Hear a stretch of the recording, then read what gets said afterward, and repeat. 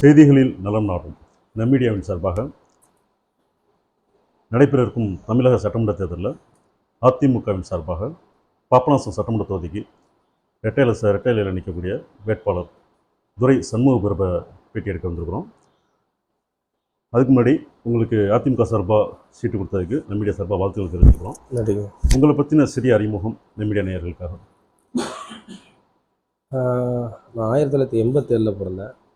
2000 அனைத்து இந்திய அண்ணா திராவிட முன்னேற்றத்தில் உறுப்பினராக பதவி வகித்திருந்தேன்.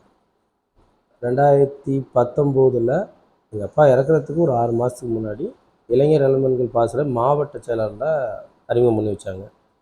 அதுக்கப்புறம் அம்மா பேரவை மாவட்ட செயலர், இன்றளவும் நீங்கள் அம்மா பேரவை மாவட்ட செயலர் ஒன்றிய செயலரில் கழக பணி பண்ணிக்கிட்டு இருக்கேன்.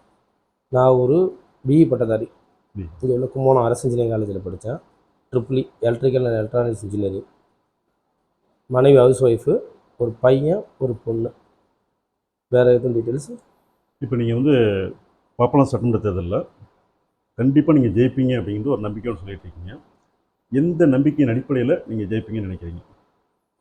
ஏன்னா எங்கள் அப்பா தொடர்ந்து 3 தடவை எம்எல்ஏ. 2006 11, 11 16, 16 21. 16 21 மாண்புமிகு புரட்சித்தலைவி அம்மா அவர்களால் வேளாண் துறை அமைச்சராக அங்கீகரிக்கப்பட்டாங்க. அதே சமயம் மாவட்ட செயலராக அங்கீகரிக்கப்பட்டாங்க. எங்கள் அப்பா பற்றி நான் ரொம்ப டீட்டெயில்ஸாக கொடுக்கணும்னு தேவையில்லை. ஏன்னா அந்த தொகுதிக்கு ரொம்ப பரிச்சிதமானவங்க. ஏன்னா ஃபஸ்ட்டு இந்த 2006 இந்த தொகுதி பெரிய தொகுதியாக இருந்துச்சு. கும்பகோணத்தில் சோழபுரம், புளியம்பேட்டை அப்படின்னு ஸ்பில்டப் ஆகி நிறையா இருந்துச்சு. அப்புறம் 2011 டீலிமிட்டேஷனில் ஒரு சர்க்கிள்குள்ளே தொகுதி வந்துச்சு. அன்னையிலேருந்து ஆரம்பித்தா எங்கள் அப்பாவும் கிட்டத்தட்ட 1980 எம்ஜிஆரோட ரசிகர். அதனால் அவங்களுக்கு மேக்ஸிமம் கட்சி தான் வாழ்க்கை.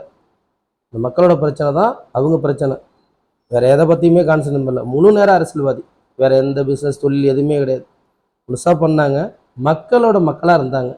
ஏதோ யாரையும் ஒரு சமூகம் சார்ந்தோ ஒரு இனம் சார்ந்தோ இல்லை, பொதுவான ஆள். தொகுதிக்கு என்னென்ன செய்யணுமோ அத்தனையும் செஞ்சு கொடுத்தாங்க.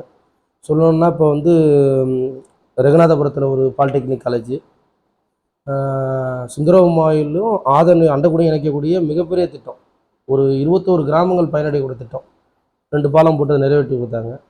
இதேமாரி எங்கள் ராஜகிரியிலேருந்து வன்னியடி இளங்கார்குடி ஒரு 11 கிராமத்தை இணைக்கிற இந்த பாலம் ராஜகிரி பாலம் திட்டம். அது இல்லாமல் நிறைய பள்ளிக்கூடங்களுக்கு பண்ணது, பஸ் ஸ்டாண்டு, அதுமாரி பொதுமக்களுக்கு பயனுடைய திட்டங்களை அதிகமாக பண்ணி கொடுத்து இன்ட்ரடியூஸ் ஆகிட்டாங்க. அவரோட வழித்தோன்றல் நான் அவங்கள தான் ஃபாலோ பண்ணுறேன். எனக்கு குரு அவங்க தான்.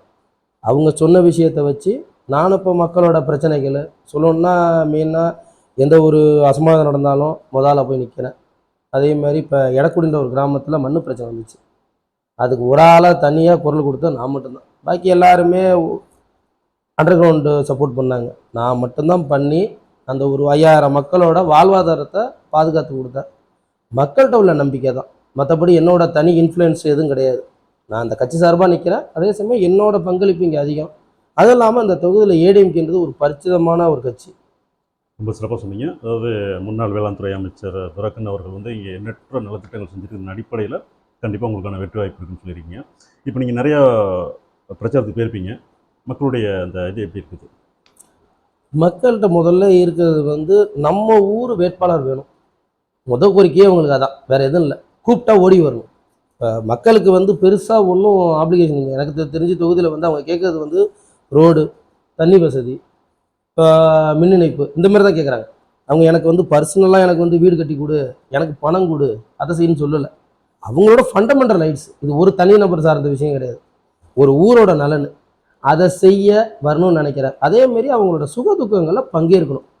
எது நடந்தாலும் சரி, ஒரு மரணமாக இருந்தாலும் சரி, ஒரு கல்யாணமாக இருந்தாலும் அவங்கள ஒரு கௌரவம். ஒரு சின்ன எக்ஸாம்பிள் சொல்லிக்கிறேன். நம்ம போய் ஒரு கல்யாணத்துக்கு போகும்போது ஒரு 500 ரூபா மொய் போடுவோம். ஆனால் அவங்க பண்ணுற செலவு 10 ஃப்ளக்ஸு, ஒரு 5 வெடி, 10,000 ரூபா செலவு பண்ணுறாங்க. அப்போ அவங்களோட மனநிலை நம்மளுக்கு ஒரு விஐபி வரணும், நம்மளை கௌரவப்படுத்தணும்னு நினைக்கிறாங்க. அதை செய்ய தானே நம்ம இருக்கோம். இந்த அரசியலில் வேறு என்ன செய்ய போகிறோம்? இப்போ அதிமுக கூட்டணி சிறுபான்மையினருக்கு எதிரான கூட்டணி அப்படின்னு சொல்லி வலைத்தளங்களில் பரவலாக ஒரு கருத்து நிலவுது. அதை பற்றி உங்கள் கருத்து? வலைத்தளங்களை பற்றி உங்களுக்கு தெரியும், உண்மைக்கு எதிராக தான் பண்ணுவாங்க. எனக்கு தெரிஞ்ச சில விஷயம் சொல்கிறேன். 20 இஸ்லாமிய சிறை கைதிகளை வந்து ஜெயிலில் அடைக்கப்பட்ட அவர் சொன்ன வாக்குறுதி, நாங்கள் ஆட்சிக்கு அமைஞ்சோன்னா அவங்கள வெளியே எடுப்போம்னாங்க. இன்ன வரைக்கும் நடந்துச்சா? ஒன்றும் நடக்கலை. இதுதான் விஷயம். அதாவது அவங்க வந்து எலெக்ஷனுக்காக பயன்படுத்துகிறாங்க. இப்போ வந்து காகிதமில்லத்து மாவட்டமாக இருந்துச்சு, எனக்கு தெரிஞ்சு சின்ன பிள்ளையா இருக்கும்போது ஒரே கட்சி வந்து முஸ்லீம் லீக் தான். இன்னைக்கு இவங்களோட கண்ட்ரோலில் வந்து உனக்கு நான் சீட்டு தரேன், நீ பெரிய ஆளு நான் பெரிய ஆளு பிரிச்சுட்டாங்கல்ல. இப்போ நீங்களே பார்ப்பீங்க. இப்போ நம்ம பாப்பனா சட்டத்தை மூண்டிலே ஒரு 4 அணி இருக்காங்க. டிஎன்டிஜே, மாமக, தமிழ் மன்சாரி கட்சி, ப்ளஸ் வந்து எஸ்டிபி 5 ஆயிருச்சு. அது காரணம் டிஎம்கே பொறுத்த வரைக்கும் ஒருத்தவங்க யாரும் முழு பலத்தோடு இருக்கக்கூடாது. பிரித்தாலும் சொல்லிச்சுவாங்களே ராபர்ட் கிளைவ், அதை தான் பண்ணுறாங்க. மற்றபடி வந்து ஏடிஎம்கே வந்து என்றைக்குமே சிறுபான்மையினருக்கு எதிரான கட்சி கிடையாது. ஏன்னா எங்கள் அப்பானா இப்போ ஒரு 15 வருஷம் 15 வருஷமும் எங்களுக்கு ஓட்டு போடாங்க யாருமே கிடையாது. சிறுபான்மை ஓட்டு போடாமல் நாங்கள் ஜெயிக்கிற வாய்ப்பே கிடையாதுங்க. போன வாட்டி உங்களுக்கு தெரியும், சிறுபான்மை ஓட்டு இல்லாதனால தான் நாங்கள் தோல்வி பக்கம் போனோம். எங்கள் அப்பா ஜெயிச்சதுக்கு முழு காரணமே சிறுபான்மை தானே. அப்பயும் எங்களை ஏற்றுக்கிட்டாங்கல்ல. நாங்கள் இதே ஏடிஎம்கே தான். அங்கே மொத்தம் வந்து அனைத்து இந்திய அண்ணா திராவிடம் வந்து எந்த காலத்துலேயும் சிறுபான்மைக்கு எதிராக நிற்காது. அதே சமயம் நான் வந்து சார்ந்திருக்கிறது என்னோட படித்தது, எங்கள் அப்பாவோட படித்தது. இது வந்து இன்றைக்கி ஆரம்பிக்கல. எனக்கு தெரிஞ்சு ஒரு 45-50 வருஷமாக எல்லாரும் ஒரே குடும்பத்தை மாதிரி தான் பழகிட்டு வரோம். யார்ட்டையும் எந்த வேறுபாடும் இல்லை. இப்போ எங்கள் வீட்டில் வந்து தீபாவளி நடக்குதுன்னா நாங்கள் ஒரு இனிப்பை பரிமாறிக்கிறோம். அவங்களுக்குள்ள ரம்ஜான் டைம்னா அவங்க இனிப்பு கொடுக்குறாங்க. இது வந்து கிட்டத்தட்ட ஒரு எனக்கு தெரிஞ்சு என் வயசுக்கு இப்போ எனக்கு ஒரு 38 ஆகுது. எனக்கே 15 ஒரு 20 வருஷமாக நான் அதை பண்ணிகிட்டு இருக்கேன். அதனால் எனக்கு அதில் உடன்பாடு இல்லை. மீடியாவில் உங்களுக்கு தெரியும், ஆண்டியே எதை பண்ணுமோ பண்ணுறாங்க. அதாவது பயத்திலையும் பண்ணுறாங்க. எப்போதுமே சிறுபான்மை ஓட்டை வாங்கிடக்கூடாது அந்த இது ஒரு விஷயத்தில் இருக்காங்க. கண்டிப்பாக எனக்கு நம்பிக்கை இருக்குது. கண்டிப்பாக நீங்கள் சொல்கிறது பார்த்தா நம்ம எல்லாருமே வந்து மாமன் மச்சானா அண்ணன் தம்பியாக பழகிட்டு இருக்கோம், அந்யோன்யமாக தான் பழகிட்டு இருக்கோம். அந்த அடிப்படை ஓகே. இப்போ நீங்கள் வந்து பாபநாசம் சட்டமன்ற தொகுதியில் ஜெயித்த பிறகு செய்யக்கூடிய பல்வேறு நலத்திட்டங்கள் ஞாபகத்தில் ஒரு இது பட்டியல் போட்டு வச்சுருப்பீங்க. அதில் வந்து நம்மீடியா சார்பாக ஒரு சின்ன வேண்டுகோள்.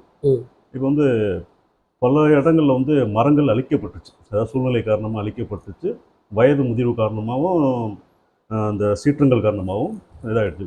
இப்போ வந்து ஊராட்சி பேரூராட்சி சார்பாக மரக்கன்றுகள் நட்டு அந்த ஊராட்சி பேரூராட்சி பராமரித்து ஒரு பசுமையை உண்டாக்கணும் அப்படிங்கிறத நம்மீடியா சார்பாகவும் ஒரு வேண்டுகோளாக வைக்கிறோம். அதே சமயம் பாப்பநாசம் சட்டமன்ற தொகுதியில் நீங்கள் வெற்றி பெறத்துக்கு நம்மீடியா சார்பாக வாழ்த்துக்கள். வரக்கூடிய அதாவது ஏப்ரல் 23ஆம் தேதி வியாழக்கிழமை நடைபெற இருக்கிற சட்டமன்ற தேர்தலில் நம்ம பாபநாசம் சட்டமன்ற தொகுதிக்கு நம்முடைய வாக்காளர்கள் எல்லாரும் நம்முடைய பிரதிநிதியை தேர்வு செய்ய வேண்டிய உரிமை நமக்கு இருக்குது. அந்த உரிமையை நிலைநாட்டும் விதமாக எல்லாரும் வாக்களித்து நம்முடைய ஜனநாயக கடமையை நிறைவேற்றி தமிழகத்திலேயே பாபநாசம் சட்டமன்ற தொகுதி தான் 100% வாக்களிக்கப்பட்ட தொகுதி அப்படிங்கிற நற்பெயரை நம்முடைய சட்டமன்ற தொகுதிக்கு பெற்றுத்தரணும் என்று நம்மீடியா சார்பாக கேட்டுக்கிறோம். நன்றி.